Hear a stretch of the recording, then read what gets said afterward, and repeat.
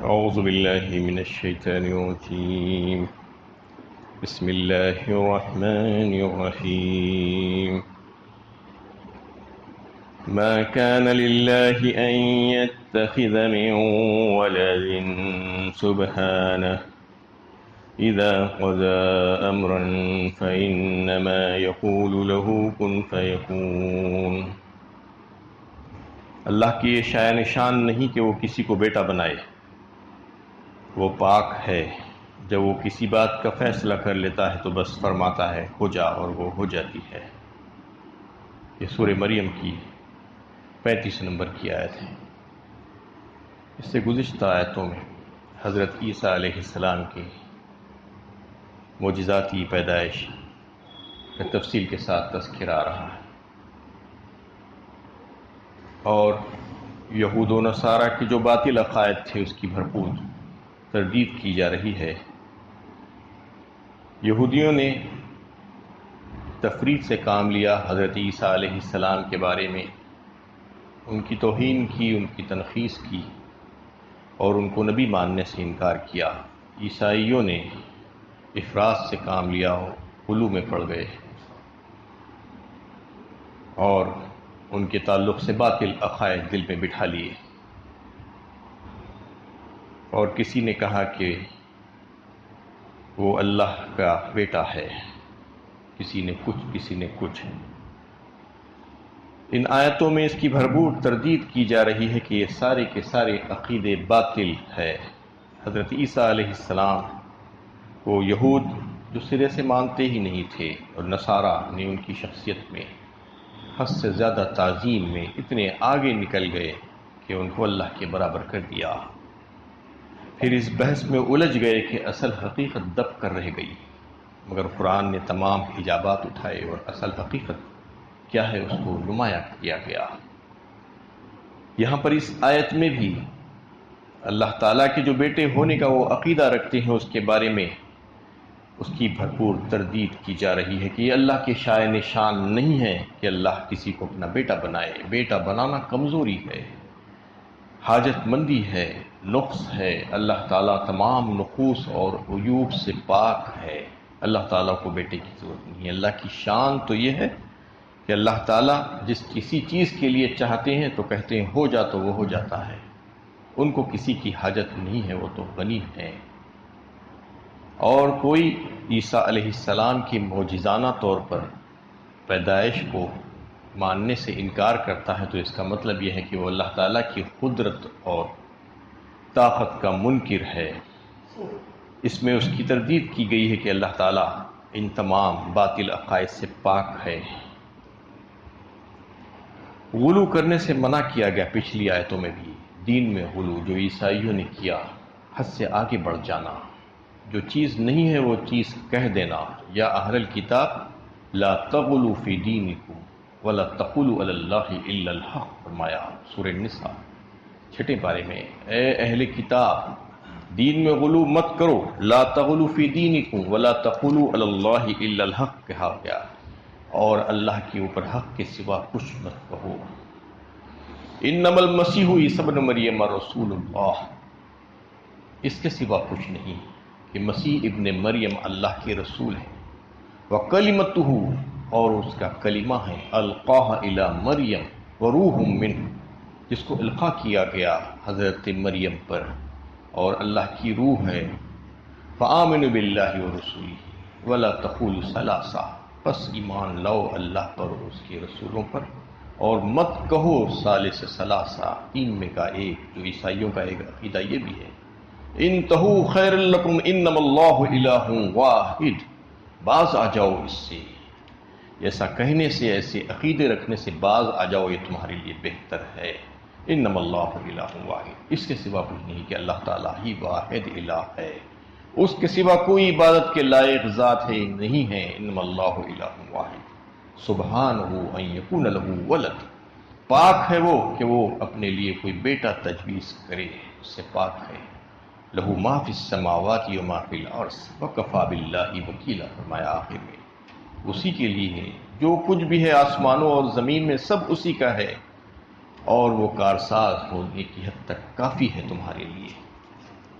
کہ بھرپور عقیدے کا جو ہے تذکرہ کیا گیا اور ان تمام عقائد باطلہ کا رد کیا گیا یہاں پر اس آیت میں، سورہ نساء کی آیت میں، جو عیسیٰ علیہ السلام کے تعلق سے ان لوگوں نے گھڑ کر رکھ لیا تھا۔ سورہ مائدہ میں بھی اللہ تعالیٰ نے بڑی تفصیل کے ساتھ یہ بات واضح فرمائی، اور یہاں پر بھی جو ہے اس کا تذکرہ آیا۔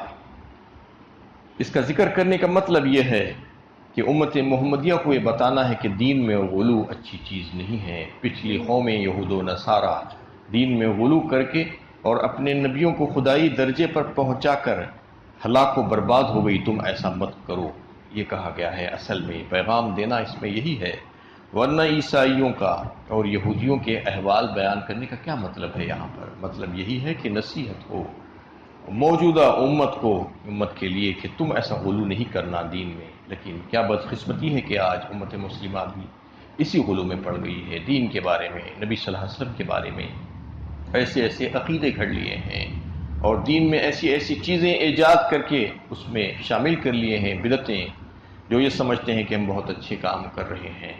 یہ ساری کی ساری چیزیں غلو ہے دین میں، اور دین میں نئی چیزوں کو بنا لینا اور لا کر اس میں گھسا دینا، یہ غلو ہے، حد سے زیادہ آگے بڑھ جانا ہے۔ کیونکہ جو چیز اللہ تعالیٰ نے نہیں فرمائی، جس کا حکم نہیں دیا گیا، اور جو سنت نہیں ہے، اس کو یہ سمجھنا کہ یہ دین ہے اور اس کو نیکی کا کام سمجھ کر کرنا، یہی غلو ہے۔ اور نبی صلی اللہ علیہ وسلم کے بارے میں اپنی پسند سے، اپنی مرضی سے عقیدہ کھڑ لینا، آپ کو یعنی آپ کی شان میں اضافہ کر دینا یا آپ کی شان میں کمی کر دینا، جو اللہ تعالیٰ نے نہیں بتائی۔ اللہ تعالیٰ نے جس قدر آپ صلی اللہ علیہ وسلم کا مقام و مرتبہ قرآن میں بیان فرمایا ہے، بس اسی پر یقین رکھنا اور اسی پر ایمان لانا، یہ اصل دین ہے۔ ورنہ ادھر ادھر ہو جانا، افراط و تفرید، جیسا کہ یہود و نصارہ ہو گئے تھے، تو غلو میں پڑھ کر تباہ و برباد ہوئے اور ہلاک ہوئے۔ یہاں پر اللہ تعالیٰ اسی کی طرف اشارہ کر کے متوجہ کر رہے ہیں امت مسلمہ کو کہ تم ایسے کام مت کرو جیسا کہ انہوں نے کیا تھا، اور جس کی وجہ سے وہ تباہ ہو گئے اور برباد ہو گئے۔ یہاں پر عیسیٰ علیہ السلام کا تعلق سے عقیدے کو بالکل واضح کر دیا گیا اور فرمایا گیا کہ ما كان لله ان يتخذ من ولد سبحانه اذا قضى امرا فانما يقول له كن فيكون۔ اور اللہ کی یہ شان نہیں ہے کہا گیا کہ وہ کسی کو بیٹا بنائے، وہ تو پاک ہے، وہ کسی بات کا فیصلہ کرتا ہے تو کہتا ہے ہو جاتا ہے، ہو جا تو وہ ہو جاتی ہے۔ وَإِنَّ اللَّهَ رَبِّي وَرَبُّكُمْ فَاعْبُدُوهُ هَذَا صِرَاطٌ مُسْتَقِيمٌ۔ اور عیسیٰ علیہ السلام نے صاف صاف کہا تھا اللہ میرا رب بھی ہے اور تمہارا رب بھی، تو اسی کی عبادت کرو، یہی سیدھی راہ ہے۔ جیسا کہ اس سے پہلے عیسیٰ علیہ السلام جو ماں کی گود سے بات کر رہے تھے گہوارے سے، اس کا تذکرہ آیا، انی عبد اللہ آتانی الکتاب وجعلنی نبیا، کہہ کر کہ میں اللہ کا بندہ ہوں، اللہ نہیں ہوں، مجھے خدا مت سمجھو، میری عبادت مت کرو، اور مجھے نبی بنایا گیا ہے، مجھے کتاب دی گئی ہے۔ یہ ساری چیزیں پیش کرنے کے بعد یہ دعوت پیش کی جا رہی ہے یہاں پر لوگوں کے لیے کہ اللہ ہی بے شک میرا بھی رب ہے اور تمہارا بھی رب ہے۔ وَإِنَّ اللَّهَ رَبِّي وَرَبُّكُمْ فَاعْبُدُوهُ، لہذا عبادت اسی کی ہونی چاہیے، کسی اور کی نہیں ہو سکتی۔ جو رب ہے وہ اس بات کا مستحق ہے کہ اس کی عبادت کی جائے، اس کے علاوہ کوئی یہ دعویٰ بھی نہیں کر سکتا اور کسی کی عبادت نہیں کی جا سکتی۔ ھذا صراط مستقیم، یہی سیدھی راہ ہے، اسی کو اپنانا چاہیے۔ یہ دعوت اور یہ پیغام حضرت عیسیٰ علیہ السلام نے قوم کے سامنے پیش کیا۔ فَاخْتَلَفَ الْأَحْزَابُ مِن بَيْنِهِمْ فَوَيْلٌ لِّلَّذِينَ كَفَرُوا مِن مَّشْهَدِ يَوْمٍ عَظِيمٍ۔ مگر مختلف فرقوں نے باہم اختلاف کیا، تو جن لوگوں نے کفر کیا ان کے لیے ایک سخت دن کی حاضری تباہی کا باعث ہوگی۔ اس میں اللہ تعالیٰ نے فرما دیا جب اللہ کے دین میں کوئی نیا عقیدہ شامل کر لیا جاتا ہے تو پھر لازماً اس میں اختلافات پیدا ہو جاتے ہیں، جس کے نتیجے میں مختلف فرقے وجود میں آتے ہیں، جیسا کہ آج بھی دیکھنے میں آتا ہے۔ نصارہ نے عیسیٰ علیہ السلام کی تعلیمات میں رد و بدل کیا، اختلاف کیا، ان کی شخصیت کے بارے میں غلو کیا، تو پھر وہ فرقہ بندی ان کے اندر پیدا ہو گئی۔ لوگ یہ سمجھتے ہیں کہ عیسائی ایک ہی فرقہ ہے، عیسائی ایک فرقہ نہیں ہے، کئی ایک گروہ ہیں ان کے اندر بھی۔ اس میں کا ایک گروہ جو ہے وہ پروٹسٹنٹ کہلاتا ہے، جن کا عقیدہ یہ ہے کہ عیسیٰ ابن مریم اللہ کے بیٹے ہیں۔